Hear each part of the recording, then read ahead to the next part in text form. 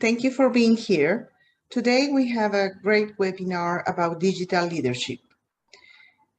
How can you, as a leader, make the most of digital tools as a leader into our future? Our speakers today is Lisa Fong, Communication Director, UN Representative, BPW International, immediate past President of BPW Hong Kong Club. Darshini Santhanam, Head of Customer Training for Google Cloud, First Vice President of BPW Singapore Club. Sheerah Kim, Senior Analyst Corporate Strategic Development Communication Officer, BPW Europe member, BPW Zurich Club. Dr. Alexandra Simonova Forssell, Risk Advisor Director, Certified in Digital Security and Human Rights, Vice President, BPW Grand Cayman Club. Thank you for all of you to be here. And we will start with Lisa. Lisa, the floor is yours. Thank you. Thank you so much, Dr. Yasmin, for the kind introduction. So my sharing and topic for this webinar is on communications, and I'm going to take you to two main parts. First is internal communications, and the second one is external communications. First, for the internal communication, I think as a BPW leader, our members are our bloodline. We need to nurture our own members in their professional development, our community, but also develop the youth of tomorrow. With that, internal communication is critical and key. And I think there are, including my own club, BPW Hong Kong, there is a lot that we can be doing better. I think if you think of communication with members, traditionally it could be on email, maybe you mail stuff to your members or in-person meeting. But I think with what happened with COVID-19, it all accelerated that, and we're all going digital. I don't think that that's news to anyone here. We've all been through that. And I feel like we still have a bit more to go. In this new normal, I think we have adapted already to a lot more usage on email, on Messenger, on the likes of WhatsApp or other different tools, as well as connecting with our members through video chat. Those are all very important channels to keep engaging our members. However, you also need to think beyond that. I think most importantly for communication is being able to understand and stand in the audience shoes. So as a member of your club, what are they receiving? Is it consistent? Is it what they want to read or want to see, or announcement that they wanted to know about? I think it is partly psychology as well, like to understand what the motivation are for them to, one, stay in the club, two, to continue to engage with us. So what come in handy for us at BPW? We find that short newsletter, through WhatsApp or on email actually is quite convenient, and a lot of our members find it very useful for them to keep up to date. They get to read them in their own time as well. So it's very easy for them to just tune in and tune out whenever they want. Second, we have a website, obviously, but also a blog section that we update regularly with our events. I think this one is for those perhaps that are too busy, may not always check their emails often. And some members are like that, right? So they would prefer to search and find their information when they need it instead. The other is on developing content for your internal audience. A lot of members are in your club for a certain reason, be it advocacy or professional development. Are you satisfying their curiosity there? I think that's a question to ask as well, and fulfill that gap. Because if you don't meet that gap, obviously they will be, thinking of perhaps going somewhere else. So I think for internal audience, those are some key points, but I think there's one point that I want you to take away is consistency in the communication with your members. I think that's like ultimately like the key of it all. Moving on to external communication, I think this for us, it's very important. I think in the corporate world, a lot of the time we talk about reputation capital. What is the value of BPW Club, like your club and your reputation? Even if you don't put a dollar value to it, to a certain extent, is it to the point where it is well known in the whole town that you're in, for example? If it's not, there are obviously barriers to that, and you should work to address that. So I think external stakeholders include the government, any other association, peers, media, prospective members. So all these, I think we need to think about how we're engaging with them as well.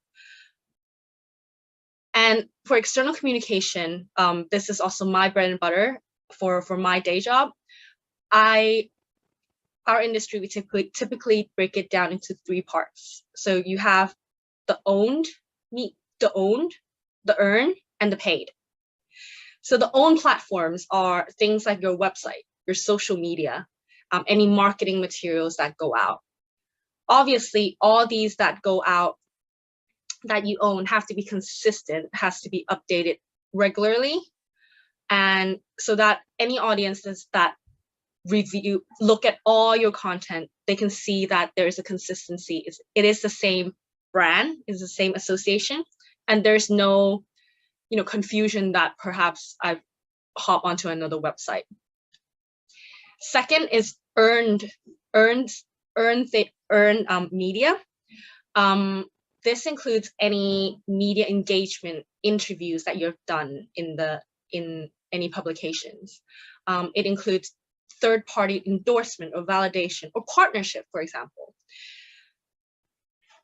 And the earn portion of it, what it does is that it has a third-party validation to our brand, to your club, as an association that is embedded in the society, for example.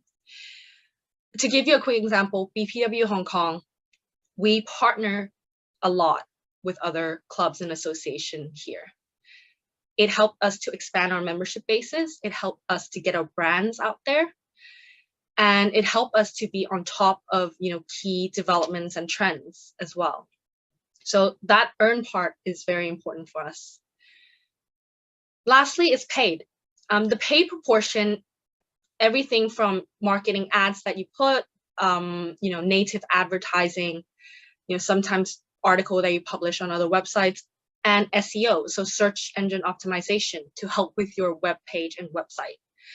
The paid option obviously is way more targeted, and I think I think as each of your club, I think there's obviously different situation. You need to decide whether, one, if the investment is worth it. For example, if you want to increase drastically the numbers of members that we have, targeting certain age group of women in a certain area, paid option is great for that. You will be able to reach that audience directly. But perhaps if that's not the case, then perhaps using own media or earned media could be a better way to go. But I think for external engagement and external communication, it comes down to, from all the platforms that I mentioned, I think it comes down to also just being out there and being seen. I think sometimes we focus a lot of the internal operation, but we're not being seen out in the public, and therefore we're not consistently building our brand and reputation. And obviously the BPW International brand needs all of us, for us to continue to build our brand in our different markets in order for it to thrive. With that, I'll pass it back to the moderator.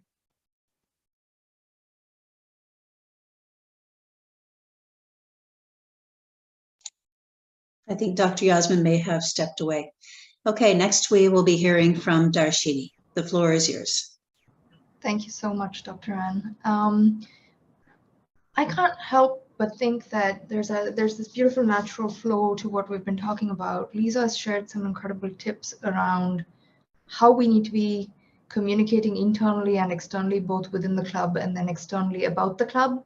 I'm going to double click on that.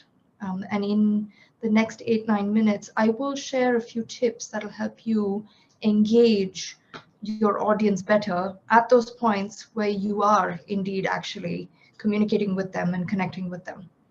Now, the last 2 years, it's safe to say that we've all become experts with this medium of having to meet virtually, of meeting large groups virtually, smaller groups, trying to get work done, but also trying to actually generate new ideas.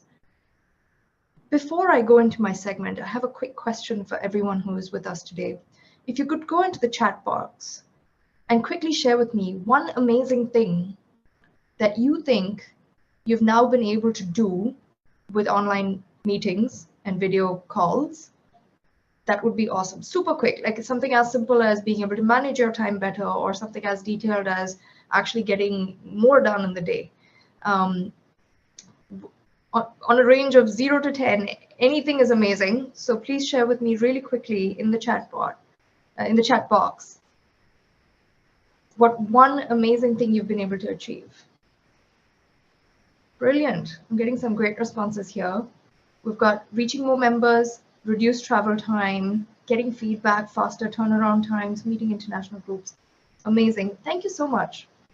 Thanks, everyone. Please do continue to drop your messages in there, and I'll come back and have a look.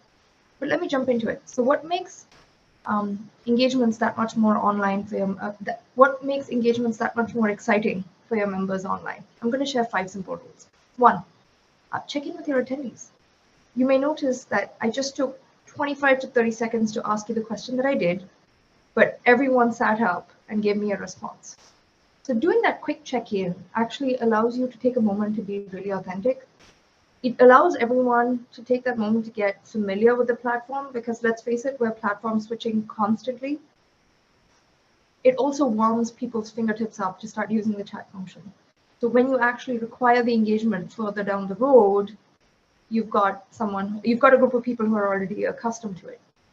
The other thing I like to do when the chat function is nice and active is to create what I call a parking lot, where I drop questions that I think I want to address later, further down the road, but may not want to address right away.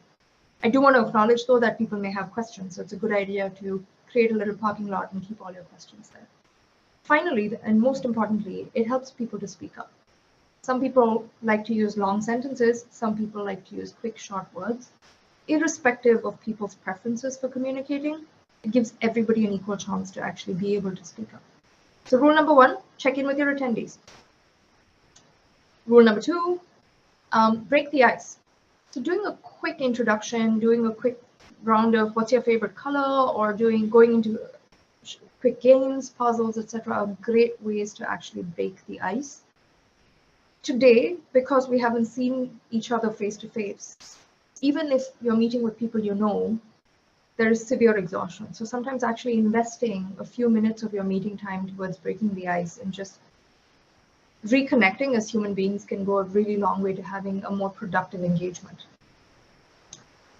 It's a great way to test your ground rules that you set as you kick off the meeting, whether it's around video on off, whether it's around using a parking lot, whether it's around how we engage or how we're going to have a detailed whiteboarding discussion. All of that is handy to set up front, and a game is a great way to set expectations around it. Rule number 3, manage questions. As someone who's leading that engagement, or as someone who's leading a presentation, it's very important for you to have a clear strategy going into this for how you want to answer questions. Most video platforms have the option of putting your hand up if you have a question. They have the option of leaving questions in a place. You have your chat box. Have a strategy for how you want to leverage it. Is it important to the content of your engagement that you address questions as you go?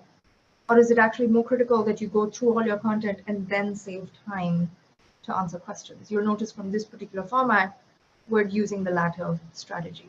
But have a clear strategy up front. Don't leave it to chance. We've all been in meetings that have spiraled in one direction, and then you've just wished you could have controlled it better. So this is one way to drive a far more relevant engagement for your members. Next, think about what's the equivalent for raising your hand. Again, there's tons of functionality now available in these tools, but make sure that you're actually paying attention to when these triggers come up and you're addressing and acknowledging the questions coming through. And encourage peer-to-peer. One of the unfortunate things about not meeting face-to-face is we miss that peer-to-peer connection. And even though it's a one-to-many type platform, we need to also be able to have people talk to each other. Now that's where the rubber hits the road when it comes to engagement for your members. And that's where they're going to make the relationships that's going to keep them close in your club as well. So recapping rule number 3, manage your questions and have a strategy for it. Be very mindful of that. Rule 4, be inclusive. Think about time zones. Think about the differences. Is it good morning? Is it good afternoon? Is it good night? Is it a little bit of everything for the group that you're talking to? Be inclusive for other reasons too.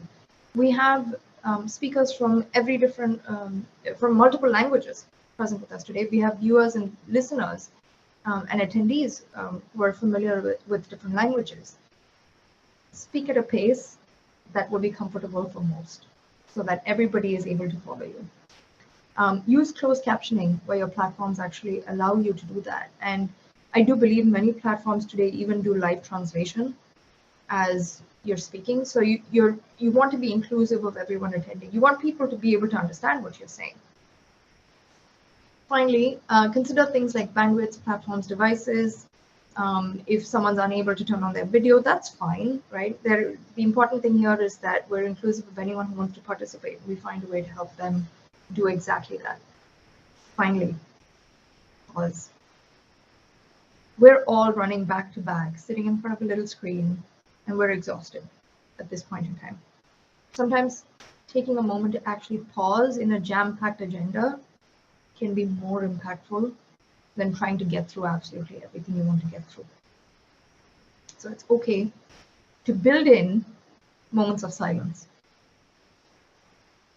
Rule number 5, add a bit of sparkle, and by sparkle I mean software. There's tons of really cool ways in which you can engage your audience today. My personal favorite is Kahoot, but there's a whole bunch listed here that I'd urge you to go check out.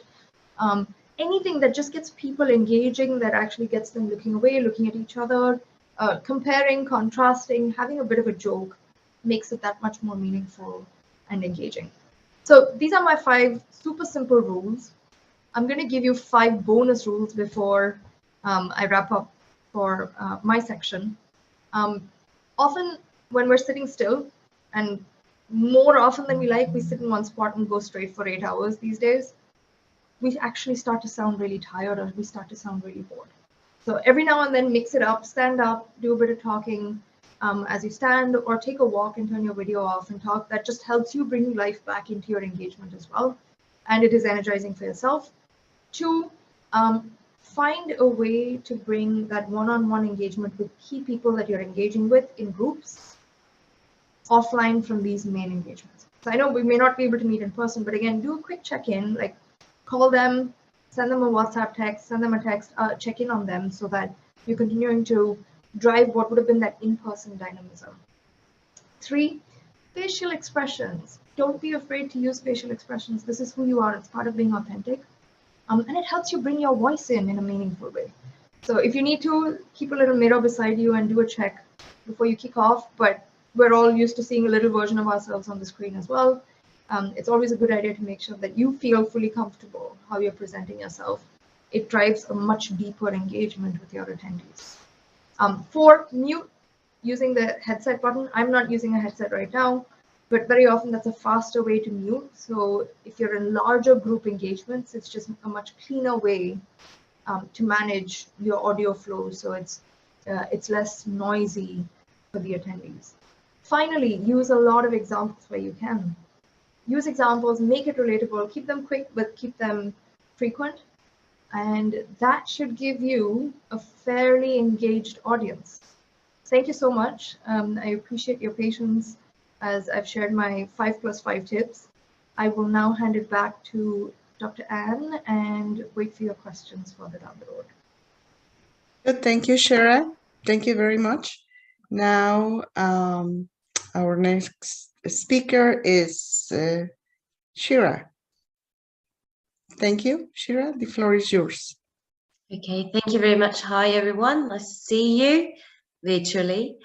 So I'm talking about not only communication and how to engage, but actually how to network and how to use digital networks as a platform nowadays. As I'm the communication officer for BPW Europe, actually in the beginning, we had to kind of nail down our strategy, as Darshini said, and Lisa, on what kind of channels do we want to use for what kind of audiences. And I mean, we all know now Zoom, we all know now how to make virtual meetings a success within BPW. But what about other engagement and networking opportunities? And there are actually a lot of new apps out there, new platforms. And there is one particular platform that I'd like to share with you guys, which is called Mighty Networks. I will briefly show you an example and the homepage. And one of the reasons why I want to showcase this is because it's a very easily manageable platform.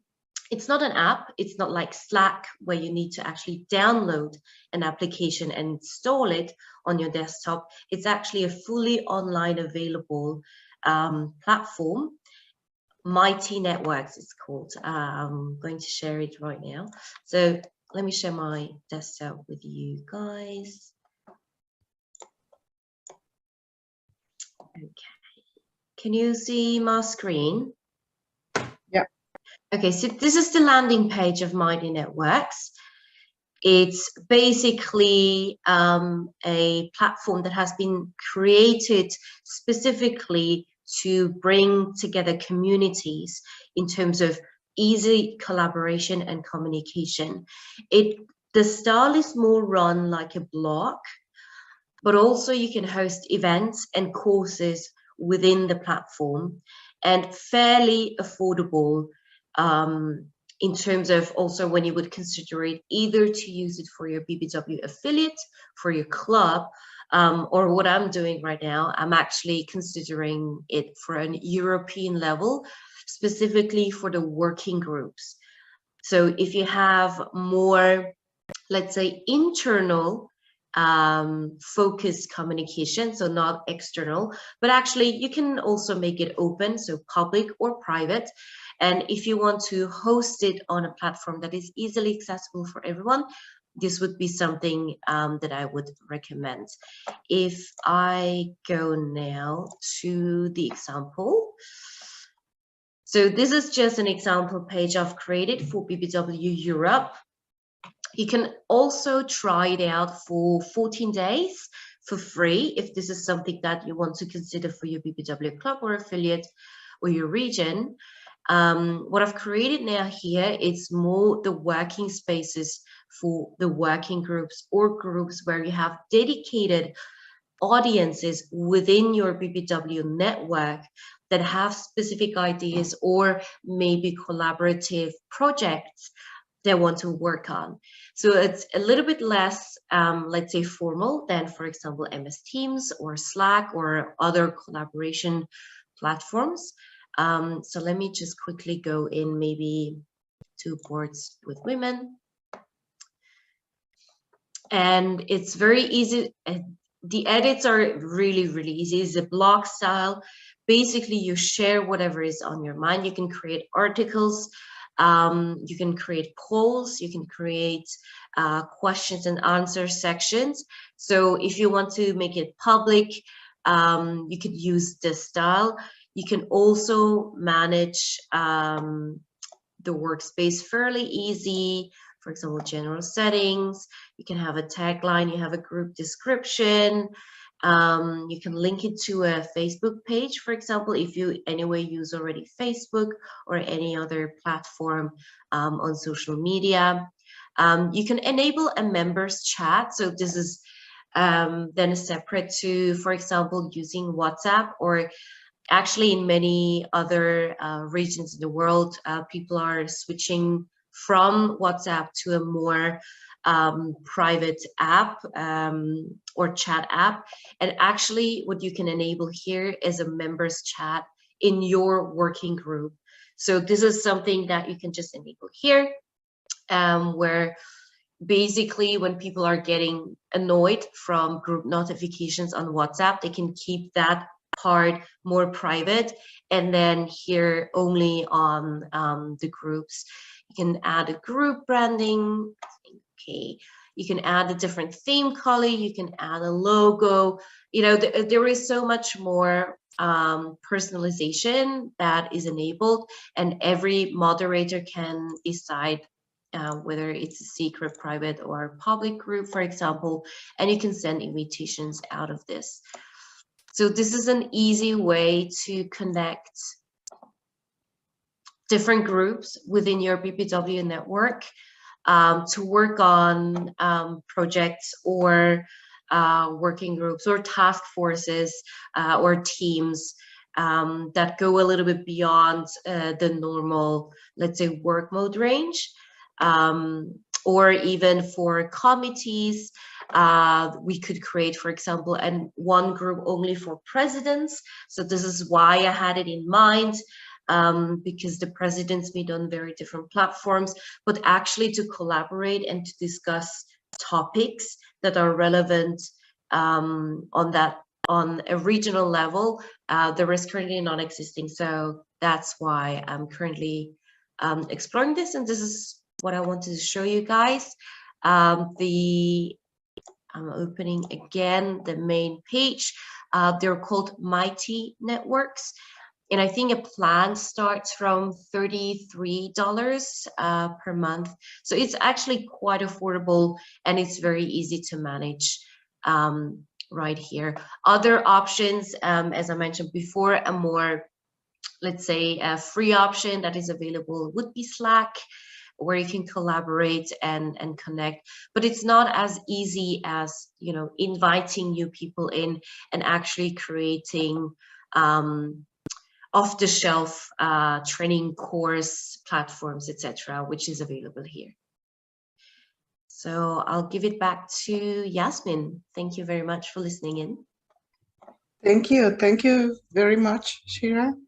Now, our next speaker is Dr. Alexandra.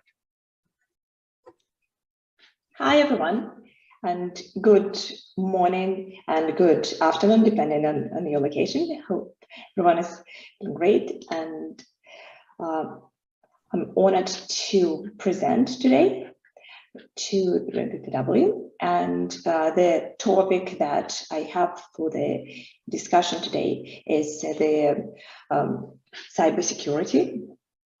So now that we went into discussion of different platforms that we use and different tools that we use, just wanted to talk a bit about security and privacy considerations for that.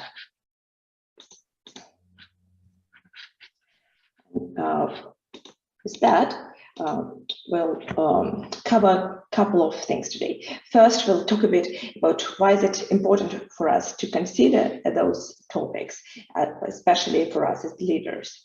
Then I'll discuss the risks that relate to cybersecurity and data protection and privacy, and we'll close with the steps that we can take and what we can do as BPW leadership to address those. So why is it important? All the speakers before me talked about the platforms that we use and how the digital world supports BPW. And digital world is really where we are now, especially with the COVID implications, as well as with global collaboration. So the reality is that we have to collaborate across borders, and it opens a lot of opportunities for us to connect to our members, to connect to each other, to connect to other non-profits, to connect to other organizations, and work together as one big team. But as we do so, we are mainly supported by digital tools, and those digital tools, a lot of them run on the internet. So we use the data, we transfer the data, we also use social media a lot. A lot of the clubs, for specific events or for the membership management, so also use e-commerce sites, platforms, and most of us by now use cloud technologies. So all those technologies provide great opportunities, but they also come with their risks. And one of those is handling the personal data. As we have personal data to our members, personal data related to our prospective members, to other community stakeholders, and it's not personal data, it's pretty much any data that can identify an individual. So it doesn't have to be confidential. So name, email addresses, all of this is personal data.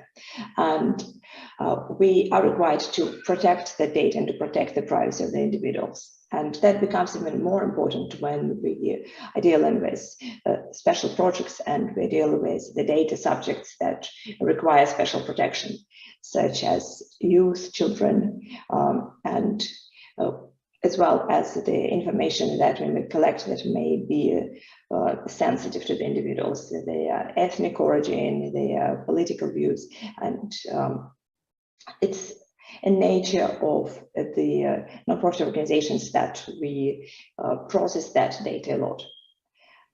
And it is our responsibility to protect the data of those individuals, to protect their privacy, as well as to protect the security of our operations as BPW. So what are the risks that come to that? First is personal safety and security. In some instances, when sensitive personal data or personal data is exposed, such as, for instance, if we are handling a project that we are helping victims of domestic violence, it's very important for us to keep their private information very safe and secure, and keep the location very safe and secure. In other instances, it's just not exposing information to data breaches and to potential security risks. And those security risks can come from many places. If we are using websites, those websites could be vulnerable to some of the security weaknesses. If we are using social media platforms, those social media platforms may become the place for the phishing attacks. If we are using some other special platforms where we share the data can be compromised as well. So, and to be very vigilant in that respect. It's also important because that in the end poses the reputational and brand risk for us as BPW. For instance, if we are using a BPW website and that website becomes compromised and our members are affected because of that, that may mean losing trust of our members and stakeholders. Also, exposing personal data to the breaches can be a significant risk. And both from a reputational perspective, from financial perspective, and regulatory as well. For instance, in the UK, there have been a number of instances when non-profit organizations have been fined by the data protection regulator for not being compliant with their data protection and not having appropriate safeguards around the data privacy. We operate in very different jurisdictions, so there are also very different privacy laws. Most of them follow the same concepts, such as privacy by design, that is in the core of GDPR in Europe, the core of the UK, as well as the regulations that come in other countries. But we need to be mindful of first doing the right thing and protecting our members, protecting the data that we collect and process, and also be mindful of our compliance requirements. So what can we do to address those risks? First thing is, it always starts with the governance. Having appropriate understanding, having appropriate processes in place with your clubs, knowing what platforms are we using, how are we using it, what data we are collecting there, and always collecting just the minimum data that we need, as well as having privacy notices on our website to make sure that we are very transparent to the members and stakeholders in respect to what we do and how we protect our members. And in that, that's what differentiates us as well. Doing the right thing and having strong governance is the core BPW as Business and Professional Women Club. There are also some technical things that we can do, making sure both on the personal level and on the club level that we protect our members' information if we store it on the personal computers, that we have antivirus, encryption, but also on the club level when we have agreements with the website developers or with new platforms, making sure that we understand their policies in regards to the security of the data, in regards to the privacy of the data, and we know what safeguards are in place, and that's all part of their agreements. But most important of all is being aware and being vigilant. If we see something that is not right, discussing it with club's leadership, understanding the impact and just being aware of the security and privacy risks that the platforms may pose, and also how we can respond to those. And just hope everyone stays safe and secure. And thanks everyone. And if anyone has any questions, please put them in the chat or reach out to me. Thank you so much. Dr. Yasmin, back to you. Thank you very much. Anne, do you want to open the floor for questions? Thank you. Okay, thanks to each of our speakers. That was wonderful and comprehensive from 4 very different perspectives, and also building on one another at the same time. We want to open this up for 15 minutes or so of discussion for your questions or comments. If you will find the icon probably at the bottom of your screen called reactions, or whatever that might be in your language, you'll find there the raise hand function, and that will alert us to your desire to speak and also put you in a queue. So if you'd like to speak, please click on that and I'll be looking for you. Who would like to speak first? Any questions or comments? Otherwise, I'll start calling on people. Okay, Mona, you're up first. Greetings, ladies. Thank you very much. I'm from Jordan, though I'm an Arab American, hence the accent. All of them were fantastic. I appreciate that. And I'm a firm believer in communication and the importance of digital. Wanted to ask you about the cybersecurity. Are you talking about investing in a platform, or we talked a lot about digital presence. Within that, do you have a preferred security company technology that you would advise us, Alexandra, to use versus another? Because you know, data is important and the trust is significant for the women in the club. Absolutely, it is. Data is crucial to what we do.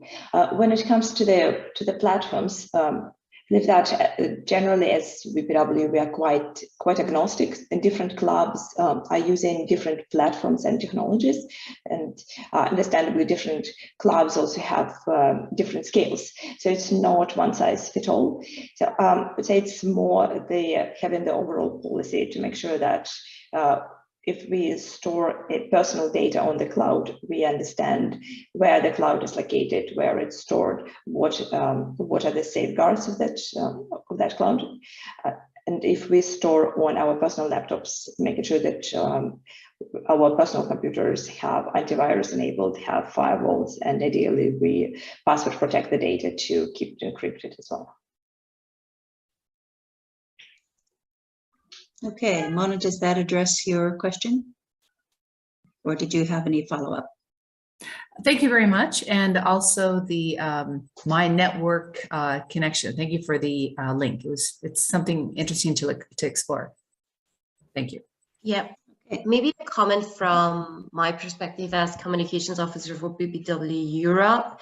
It depends a little bit on your region and the data privacy and data protection rules. So for example, in Europe, we use, for example, for the newsletter, we use a different platform than the international one. So BPW International, for example, uses MailChimp, which is a free and I mean, fairly, I think, very generally used newsletter platform and service.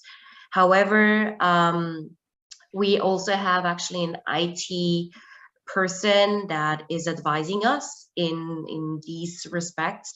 And when we had a first conversation about the newsletter of BPW Europe, we decided to go with Sendinblue, which is a different platform that is a little bit more secure and has maybe from a reputational perspective a better standpoint than MailChimp. So this is a maybe very practical example, but it depends also on what kind of platform you're using, and that there is a general rule of engagement.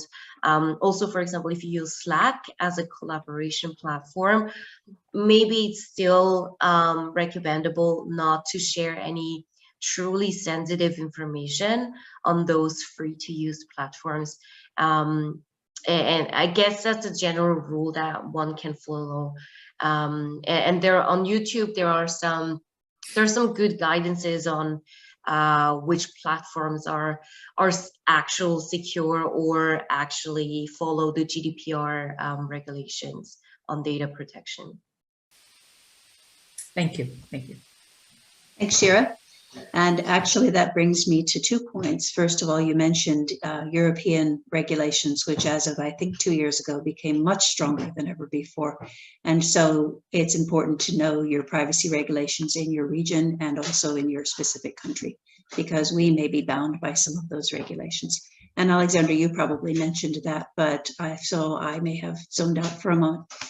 The other thing I wanted to mention, not specific to this topic, was I was about to say, in fact, to our 4 speakers, please also feel free to jump in. You may well have comments adding something you may have neglected to mention during your own presentation, or you may have comments on other presentations or questions. So we want to make sure the floor is open to all of you as well. Who would like to jump in next?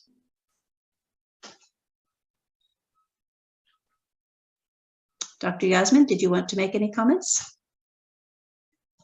Yeah, I'm very impressed of this information that we received, and how important is that we really be aware of the new technologies and also the risks that now we are, all of us are in this new age. So what I want to know, how can we manage a roster in a web page with the security? Or definitely what you recommended is that we didn't show, we just avoid to show names and contact details. It really depends what we're doing in a particular situation, because as mentioned, names and contact details are personal data that we need to safeguard.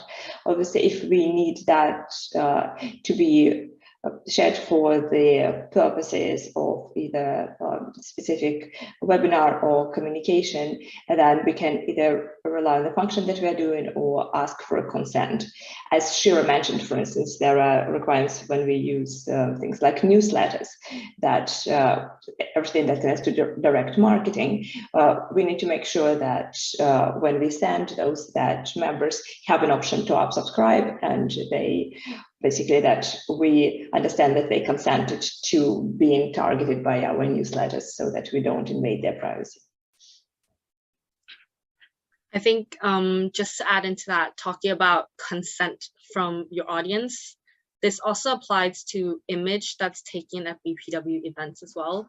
I think for me, on my job, this is definitely something that we've come across, like hosting an event for a client, for example, and taking like a photo of the event area. But those audience may not have consent their photo taken. So I think it's having those disclaimers when they register for the event, for example, saying, you know, photos might be taken at the event, you know, clicking this would means that you consent your photo being taken.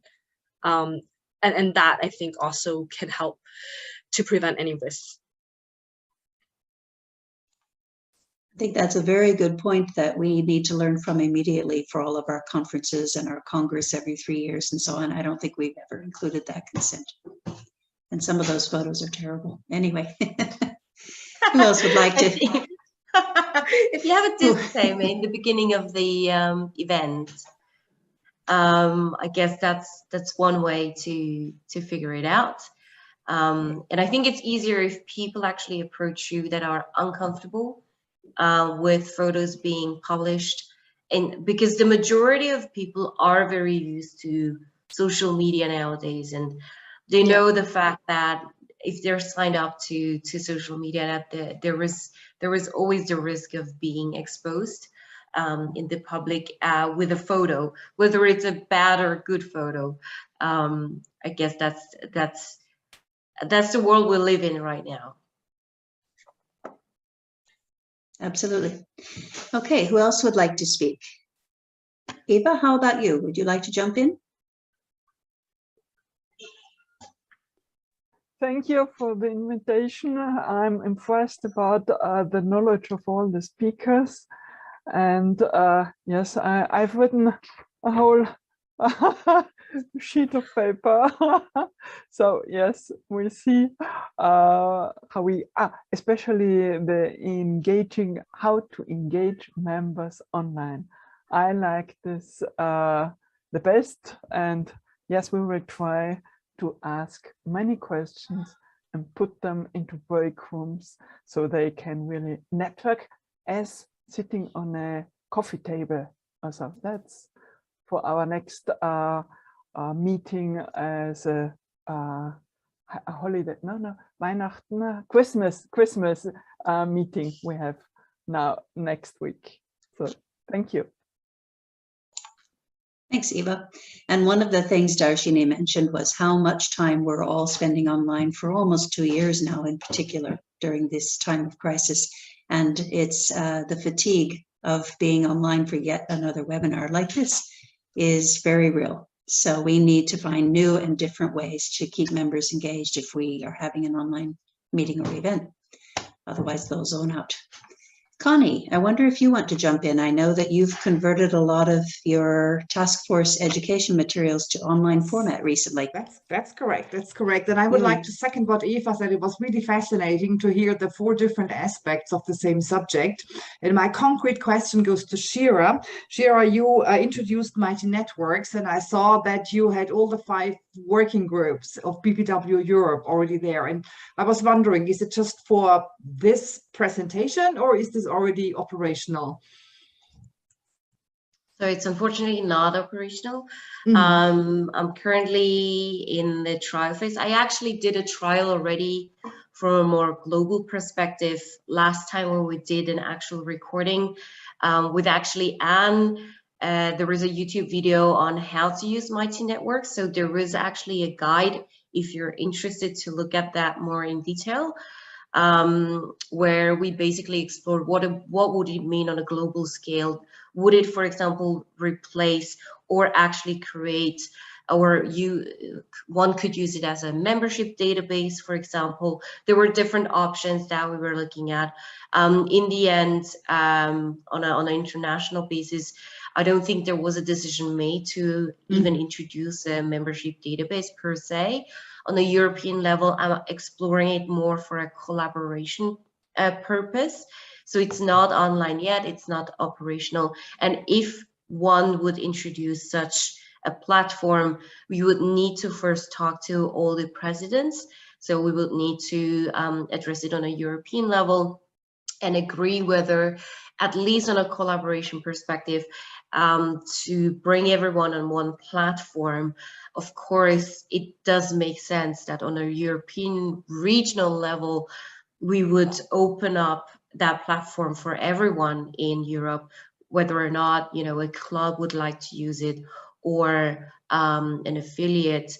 So there are different aspects of looking at this, because from a regional perspective, I would believe that the Professional Women's Network should provide a certain level of service also to their members, right? So I guess it is in discussion, but you know, as a communication officer, I always try to explore new areas, but maybe it won't be introduced. But for now, each working group has its own collaboration methodology, which is very chaotic. So it would be maybe a good way to streamline. So that's for next year, project for 2022. Fingers crossed. Okay, thank you. Great, thanks, Connie. I'm sure you'll have the support of your regional coordinator, who can't join us in these meetings anymore because of her work schedule. But I'm sure she would be supportive of that too. Christine, what is the digital capacity in New Zealand? And by the way, you always win the prize, sad prize that it is, for being the latest time zone to join our meetings. I think it's earliest. It's 1 or 2 in the morning. Yeah, it's almost 2 in the morning. Oh yeah. So how about to the digital capacity in New Zealand? One of our big issues is actually having someone with the capacity to run them or start them and get everything going and being done, you know, correctly. And we do find like we're actually pretty much stuck at the website side of it. We have some really good Zoom meetings. We're doing online events every couple of months that's starting to pull in the general population to listen to our speakers. So that side of it's going well, but we're sort of really struggling along the lines of getting a website that's easily workable, that can shift from one executive to the next without any major issues, and a lot of discussion on everything that can be done cheaply online or free. And sometimes that's just not the way to go. So yeah, sort of sitting in that half space, I think. Okay, thanks, Christine. Now, the rest of the world looks to New Zealand in many ways to lead us. You're usually very progressive, so we're looking to you for digital leadership too, soon. All right, we're coming to the last few minutes of this wonderful presentation today, or presentations really. And Dr. Yasmin, I'd like to turn to you again if you have any last remarks. Well, not only I think that you will close, but I think that we will need a second part, because I think it's a lot of material that we have to know and explore, and I'm sure that everybody will be very interested in that. So I hope that our brilliant speakers agree to have a second part next year. Thank you. Thanks, Dr. Yasmin. Also, you'll see in the comments, I posted one saying that if you just search on YouTube for BPW Goes Digital, these 4 presenters today, as well as about 20 others, contributed to a long series of videos that Linima and I ran a program for last year. So there is actually a whole library of such. And on our leaders YouTube channel for this series, we have a playlist of all of those videos there as well. So you can find them. So we have a large resource already, but certainly we'll invite you all back and some of the others as well. So I want to thank each of our speakers for your great contribution to this webinar. I want to thank my co-facilitator, Dr. Yasmin, as ever, for this series. And I certainly want to thank all of you for attending today and for your participation in our discussion. We hope to see you again next month. We wish you all happy holidays such as you may celebrate, and stay safe and healthy, and bye for now.